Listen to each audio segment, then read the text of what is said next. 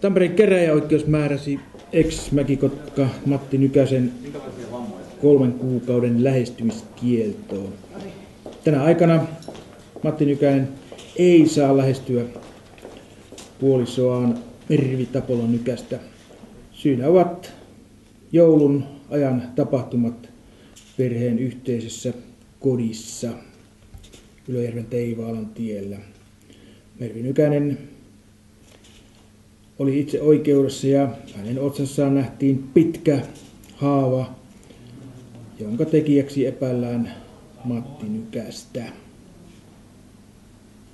Mervi kertoi oikeudessa, että hän on 10 vuoden aikana tullut useita kertoja pahoinpidellyksi ja tälläkin hetkellä hän tuntee olonsa uhatuksi.